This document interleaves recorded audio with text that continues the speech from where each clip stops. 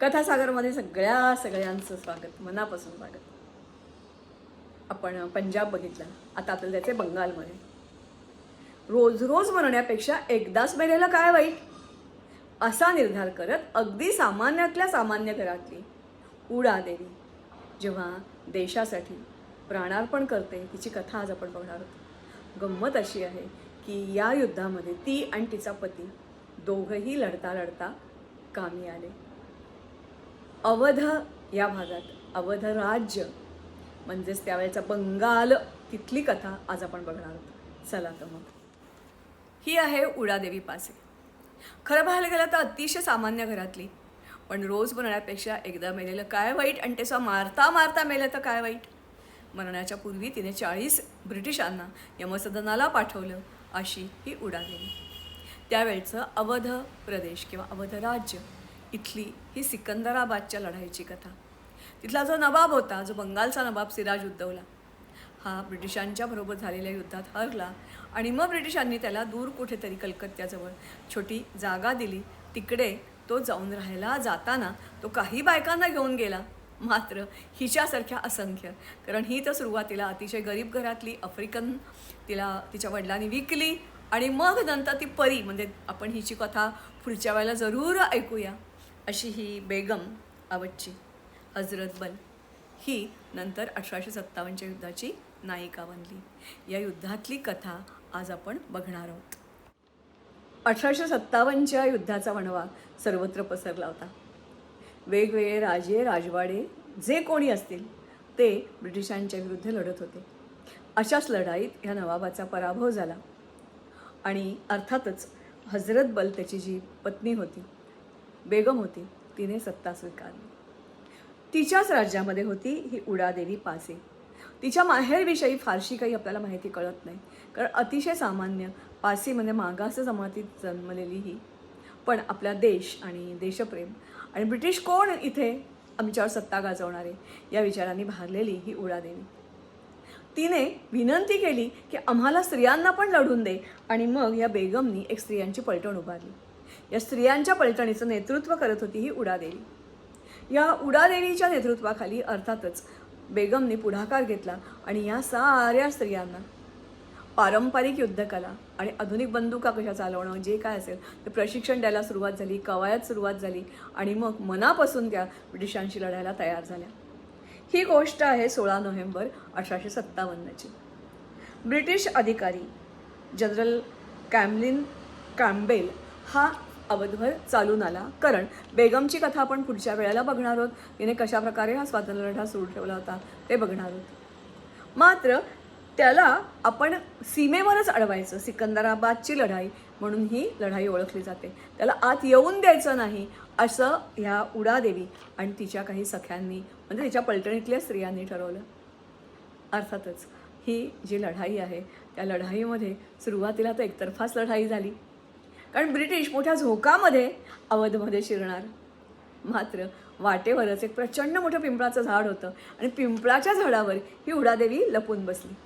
तिने पुरुष वेश धारण केला होता, काळे कपडे परिधान केले होते आणि प्रचंड घनदाट असा तो पिंपळाचा वृक्ष, त्याच्यात ती चढून वाट बघत होती, हा जनरल येतोय कधी. जनरल मागाहून येत होता, आधी त्याची सेना पुढे चालली होती. जसजशी सेना यायला लागली तसतसं ह्या उडादेवीने आपल्या बंदुकीमधून अचूक मारा सुरू केला. पाऊल टाकलं मेला, पाऊल टाकलं मेला, पाऊल टाकलं मेला, पाऊल टाकलं मेला, असे जवळजवळ 40 ब्रिटिश सैनिक तिने मारले.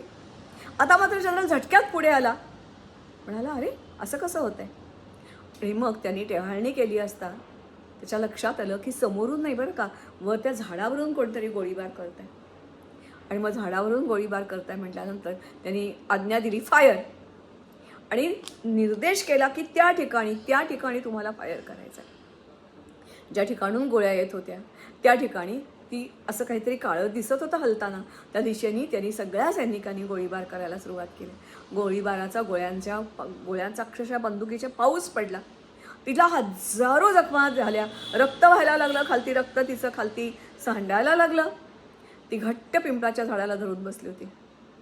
मात्र आता तिची ताकद सगळी संपली, ती खालती पडली, ती मृत झालेली होती. हा जनरल तिथे आला. त्यालाही आश्चर्य वाटलं की एकमेव स्त्री पण आपल्या देशासाठी काय करू शकते. मला असं वाटतंय की काही वेळेला ब्रिटिश त्यांनी काही जणांनी खूप छान उद्गार काढलेत. त्यांनी असं झलकारीचं वर्णन करताना असं जसं म्हटलं होतं, या झलकारीसारख्या 1% जरी भारतीय स्त्रिया असत्या ना, तरी आम्हाला भारतावर राज्य करणं अशक्य होतं. असंच हिचंसुद्धा कौतुक लंडन टाइम्समध्ये विल्यम हावर्ड यांनी केलं आणि तिच्यावर एक लेख तिथल्या वृत्तपत्रात छापून आला. केवळ 27व्या वर्षी आपल्या देशासाठी. तिला माहिती नसणार का पिंपळाच्या झाडावर बसलोय म्हणजे आपल्याला मारलं जाईल. आपल्या अवतीभोवती सैन्य नाही आहे आपलं रक्षण करायला. तरीही तिने हा धोका पत्करला. अर्थातच मी म्हटल्याप्रमाणे की तिचा पती जो होता तो पती पक्का पासी हा पण याच लढाईत मारला गेला. मात्र पक्का पासी आत्तासुद्धा आपण चित्र जे बघतो हे काल्पनिक चित्र असण्याची दाट शक्यता आहे. कारण तिच्यासारख्या सामान्य स्त्रीचं पिक्चर फोटो कोणी आणि कसा काढला असेल नाही का. आता मात्र इतक्या वर्षानंतर विशेषतः स्वातंत्र्याचा जे आपण अमृत महोत्सव साजरा केला तेव्हा हिला परत स्मरलं गेलं, हिची परत आठवण काढली गेली. कारण काळाची गरज आहे. मला असं वाटतंय की आत्ता आजूबाजूला काय चाललं आहे आपण बघतो. गरज नसताना उस्कावलं जातं, दंगली घडवल्या जातात, सतनसे जुदासे नारे दिले जातात. व्होट जिहाद, व्होट लव, व्होट काय वाटेल ते सगळं चाललेलं आहे. लव जिहाद बरोबर आता व्होट जिहाद आलं. आपलं भवितव्य हे फार कठीण आहे जर आपण उडादेवीसारखा प्रत्येकजण स्वातंत्र्यासाठी आणि भारतमातेसाठी जागृत झालो नाही तर. आपण ह्या उडादेवीचा सत्कार भारतीयांनी आणि अवधच्या लोकांनी कसा केला ते बघूया आणि मग अर्थातच निरोप घेऊया.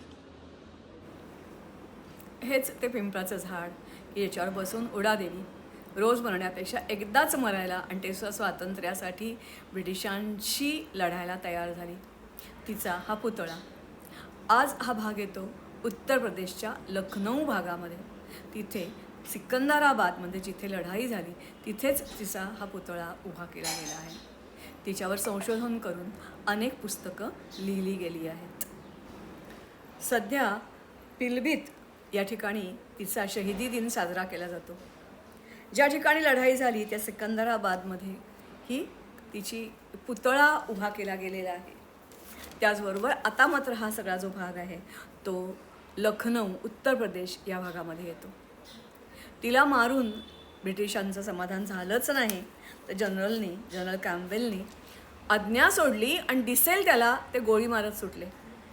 अवधच्या प्रजेपैकी 1200 प्रजाजन ताबडतोब मारले गेले आणि मगच त्याचा दिल थंडा हो गया असं म्हणतात तसं झालं. अशा या सर्वोच्च त्यागाला आणि तिचा पती पक्का पासी याला शतशत नमन. मी म्हटल्याप्रमाणे असा ह्या ज्या उडादेवी आहेत त्यांचं स्मरण आज आपण करूया.